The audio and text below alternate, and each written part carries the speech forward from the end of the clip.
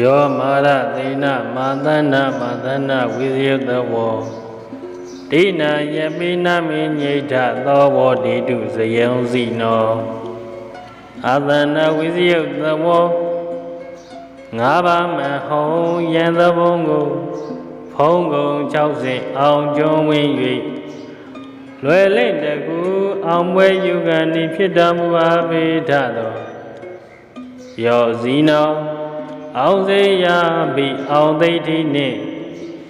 ဘောဓိညွန့်ရှင်အောင်ပလင်းဝဲငါအိမ်မှရုပ်ရံကလုတ်ကိုဓမ္မဟုတ်ကြောင့်တကေဖုံးတော်ညွတ်အောင်လန်းတင်း၍အောင်ပလင်ကနကတံရိပ်မအောင်မိတ်သည်သုံးလောင်းတော်မူပြီးသောအကျေပြားရှင်ကိုတော်မြတ်ကြီးသည်အာသနံဗုဒ္ဓဟေနံပလင်ခန်းကိုအယံနေချက်လူမဲ့ရဲလို့အတုမဲ့ပရမေရှင်ဤထဝန်းကျင်ထံတော်ဤသို့တဟုန်ဒီချီတက်၍လာသောမာရသေနံအပါမြေပြင်ကောင်းကင်တဝိုက်ပက်တင်ရ၍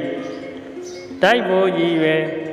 စစ်သည်အပေါင်းသိန်းသောင်းပိုချေမန္နမိနှင့်တကွစစ်သည်ရဲမတွေကိုတိနာယပိကြောက်စိတ်လန့်စိတ်အယိတ်မသိစံကြီးတမီမြက်တပင်ကလေးလောက်မြတ်တော်လေနမိညိဋ္ဌပါရမီဆက်ဖုံးလက်နဲ့ကြောင့်စစ်မှန်များစွာကြည်တက်လာလေအရာမရောက်မလောက်မလေးအရေးမယူညံ့ညို့သူမန္တတသိန်းတို့ကိုခွင်းလုံးမိုက်ခေါင်းနေလို့မအောင်ညင်းကြီးအောင်တော်မူလေပြီတောဇီနောအောင်စေယပိအောင်သိတိနှင့်ဘောဓိညွှန်ရှင်အမလင်ဝဲငါအိမ်မဲရုပ်ရံကလုတ်ကိုဓမ္မဟုတ်ကြောင့်တခင်ဖုံးတော်ညွတ်အောင်လန်းတင်း၍